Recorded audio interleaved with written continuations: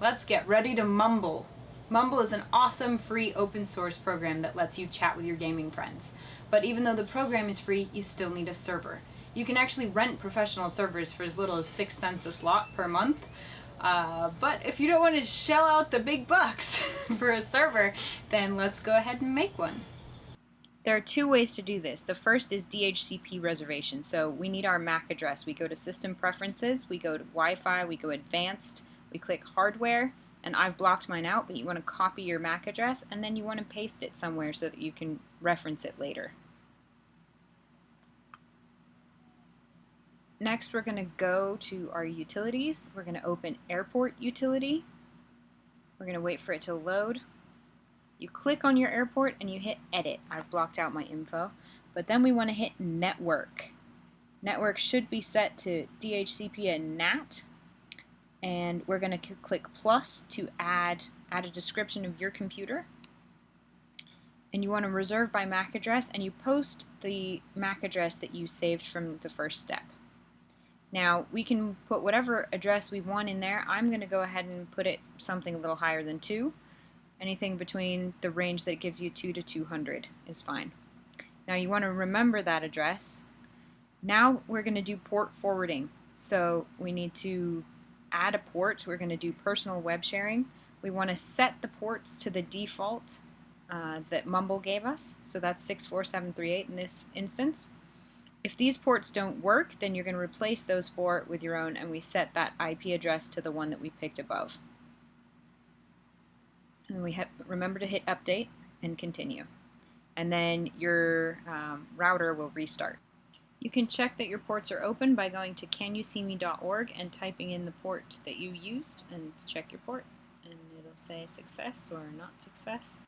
If you don't have an Airport Extreme, or you want to just make a static IP address, not always connect to the same one, you want to go to your network preferences, click on your Wi-Fi tab, TCP IP, and you want your router number. That's going to be your router's sort of home page. So you want to save that. Click OK, go to your locations, edit location. This will allow you to change between automatically joining with whatever IP address and then using your static IP. So we create a new location for your static IP. Oh, mine's done the wrong one. Let's go back. Okay, static 3, so this is my new one. Advanced TCP IP. And I want to set it to use DHCP with manual address. So now I'm going to use my router number from before, and I can change that last digit. And we know the range is between 2 and 200, so I want to set something outside of that 200 range on my router. You may have to look up your router for specific details. Next, we get the best part. We get to download Mumble and the server. The server is called Murmur. So we want the newest stable release. In this case, it's 1.2.4 for Mac. And we also have to remember to download the server because they're not bundled together. They used to be, but not now. So there's my first download, and I go back and download the server. Next, we're going to install them both in our applications folder. So for the first one, you double click it. For the server, it opens a folder. I'm going to drag that folder to my applications folder. And now that if we zoom in, you'll see there it is. And I'm going to go ahead and change the name just to make it simpler to give terminal commands. I'm going to just call it Murmur. So now, and you can see there's my Murmur contents. Now we need to install Mumble. Mumble, you just click and drag it to the applications folder that the application gives you. And there it is. Mumble's in my folder next to Murmur. The next thing we want to do is open the murmur.ini file. So you go back to your Murmur folder in Applications, you open the INI, and with text edit if it doesn't have an application specified. And then there's a few things we want to look at. First is the welcome text. It says, welcome to this server running Murmur. That's going to appear when somebody logs into your server, so I'm going to say welcome to Epicness running Murmur.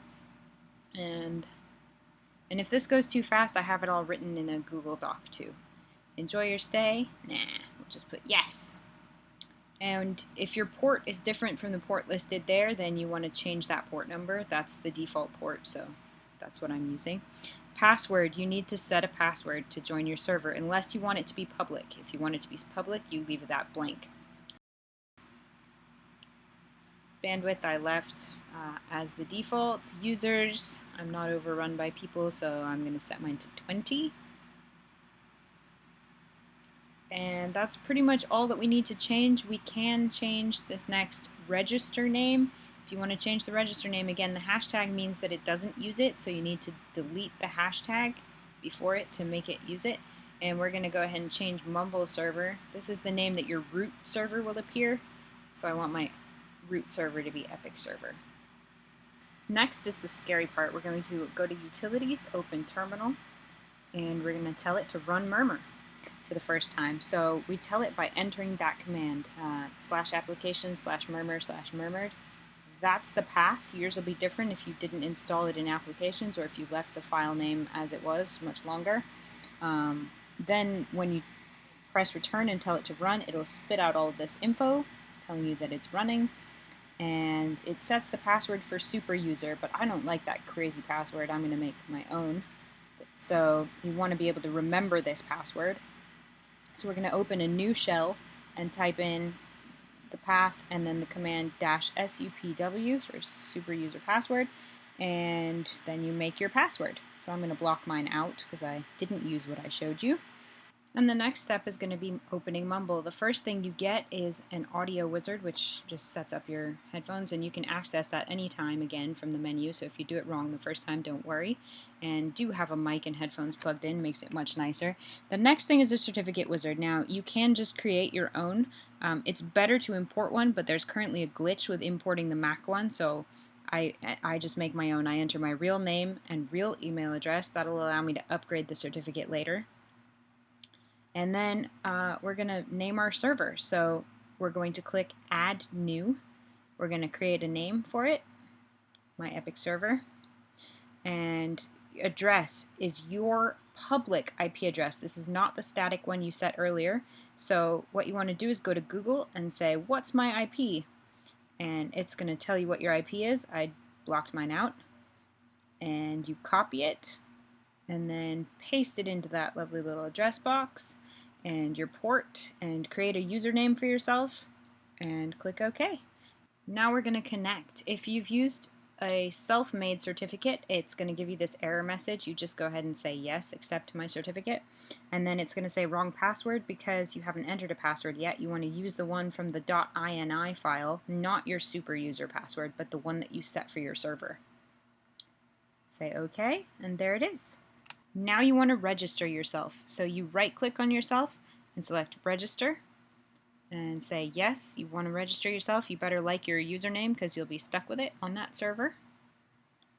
And now we're going to go ahead and we're going to go back to the main list and we're going to set ourselves up as an admin, which involves logging in as the SuperUser. So we're going to edit our connection currently, and instead of the username I was using, I'm using my SuperUser name. And for password, I'm going to enter the SuperUser password. Click OK, and then when you connect as the SuperUser, you will now see that you're no longer able to talk. See that green thing over my mouth means I can't talk, but I do have the admin privileges. So I'm going to right-click on the root. If your server doesn't show up, then it's just the root, otherwise it's above your server name. And I'm going to hit Groups, pull down the drop box to admin, and I want to type in my name. Mine's already in there, so I'm just going to use an example, your username, add. Now it's in italics because it doesn't have anybody registered named your username, but WowSavvy is registered. So I click OK. And then we're going to go back and log in as ourselves again. So I'm going to change SuperUser to my previous, and caps matter, so make sure it's whatever capitalization matches. I'm going to log in as WowSavvy again. And now I want to check my admin privileges, so I'm going to log in and create a channel. So there I am logged in. The plus means that I'm registered on the server. And now I'm going to right-click on my root or my server name and click Add, and then type in the channel name. You can describe it if you want to, and click OK.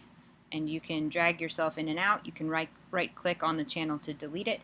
Now, if I want my friends to come in, they have to know how to find me. So the way that you find your info is you go back to the list of servers and you right click and click edit, and you'll see all of the info comes up: label, address, port, and then username. They can pick one. Thanks for watching. This is Savvy, signing out.